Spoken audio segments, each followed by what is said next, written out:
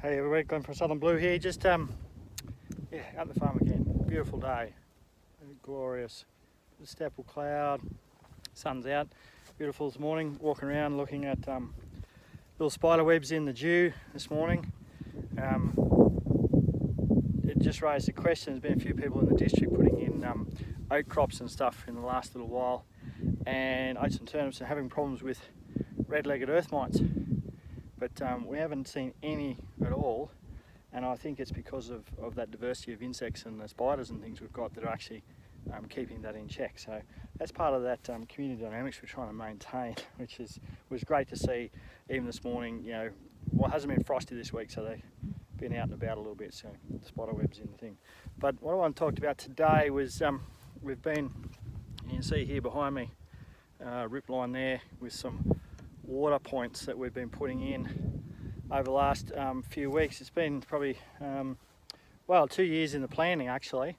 When we bought this place, just about all the water, all the water was based on dams, and last year during the drought pretty much all those dams went dry, and so we were relying on a couple of temporary troughs and stuff that we'd put in. So one of the things we're trying to do is improve our water system, as well as improving our fences and putting in tree lines and all those sorts of things. So, but keys to doing that is actually knowing where to put stuff. If you go to put a fence in, and when we bought this place, there was fences going in all sorts of weird directions.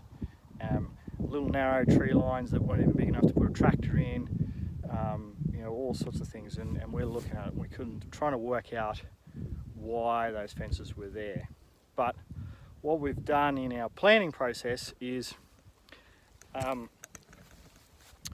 our holistic land plan. So utilising the yeoman's scale of permanence, we can actually plan pretty much what we want this place to look like, with fences, trees, water, buildings, roads, the whole lot, and sort of plan it out to be, you know, this is the perfect situation, and then work out backwards from that to say, okay, what bits do we invest in now? What's our critical points as far as making it profitable on the property? What do we need? So, you know, to start off with, our main focus was around fencing and dividing up paddocks. So we had 6 paddocks to start with. They're all very big, pretty much, well, big for us. They went from 10 hectares up to, I think the biggest one was about 15 hectares, and there was a couple of little small ones. So now what we've got, we've been splitting paddocks with permanent and semi-permanent fences, and we're now to a point where we've got about 24 paddocks, and those paddocks are now split so that we can actually divide them really easy with hot tape, and nearly double that if we need to in a growing season. So if we had really fast growth and, you know, we're on a 30-day recovery with 20 paddocks, we'd be in and out of, you know, we'd be, you know, having to rotate every day and more often than that. With with more paddocks we can get high densities. With high densities we can get getting material compacted on the ground, and it just gives us flexibility with that. During the winter, again, you know, more paddocks, it's probably when the more paddocks comes in, is we can actually split them up so that we can actually utilise the grasses here. You can see we've got quite a lot of standing summer grass here, nice and golden in colour, so it's still pretty good quality, and we'll utilise that in conjunction with some of the green stuff that's coming through at the moment, where the winter grass is coming through. But anyway, that land planning meant that we planned out our fences on the map, and then we overlaid that with the existing fence lines to see which ones were in the right places, which ones were close, what we need to adjust, and how we'd utilise our existing fences and structure so we didn't have to spend too much on infrastructure.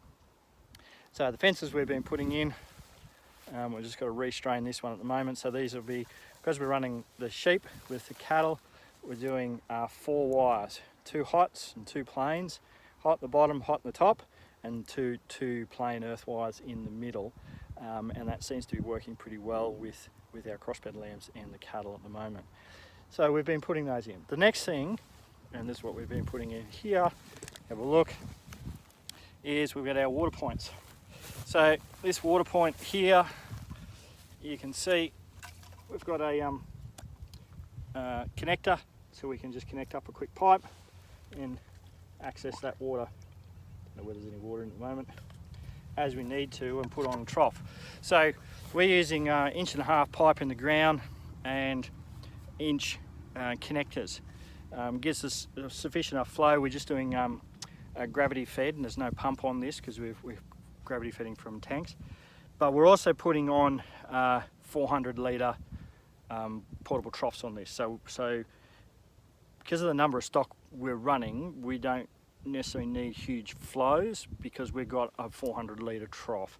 So if you're running larger number of stock in areas, you need to look at your pipe sizes, and an inch inflow won't be enough flow rate to get enough water to your stock. But for us, it's pretty much right. It's sort of a balance between cost and putting it in as well.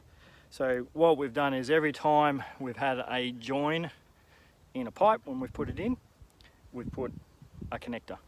So 150 metres per roll of pipe, and we've put in about 1 kilometre. No, actually, sorry, 2 kilometres, because we've added in connectors into existing pipeline and dug down and put connectors in. So we've now got, I think it's 15 trough connection points on 2 pipelines that we can put into those paddocks. So we're supplement that with existing probably 10 dams we've got, and we've got over 25 water points available across the farm. So that really gives us the flexibility to split paddocks as well. And that was the other thing, we couldn't split paddocks before because we were relying on dams, and they kept going dry, or they get muddy, those sort of things, and they're not in the best places. They're all usually in corners of paddocks and things like that, or smack bang in the middle. So this gives us the ability to split up.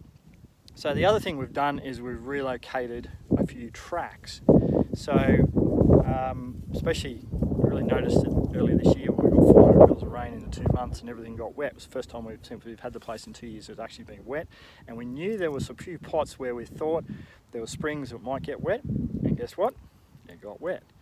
And those tracks are they're just in the wrong spot. So what we're actually doing is moving the tracks, and if I just spin around here, that tree over there, there's actually a track that goes along the contour across that way.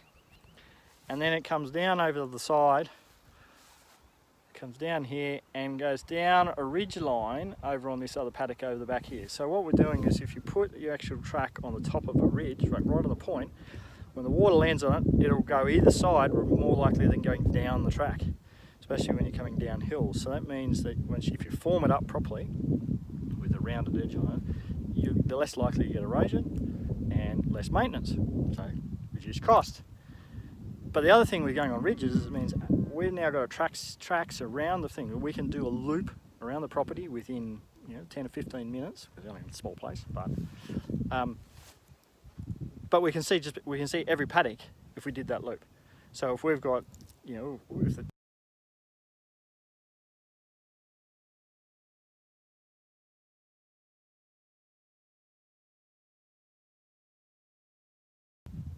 and we can see all of those paddocks because we're on the tops of the ridges looking down into the paddocks and stuff.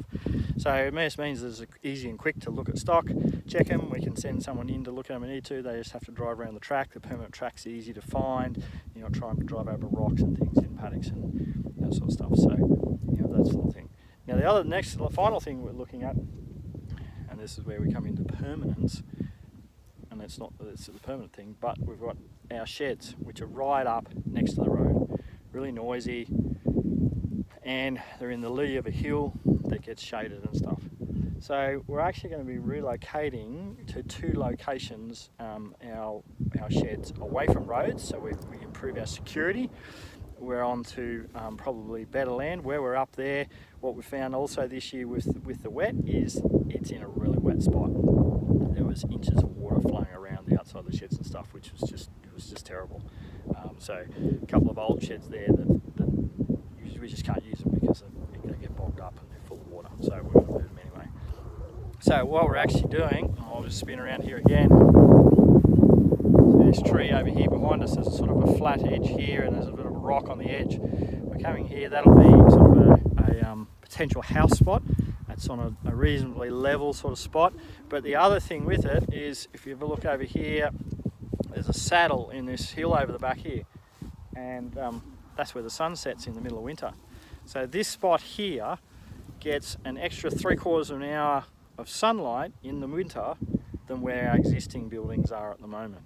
So so if we're out here working or doing something, sun's setting over there at 4:15 or 4:20, and over here it's after 5 o'clock when it's setting in the middle of winter. So for us, that's a pretty big thing because it gets pretty bloody cold here once the sun starts going down.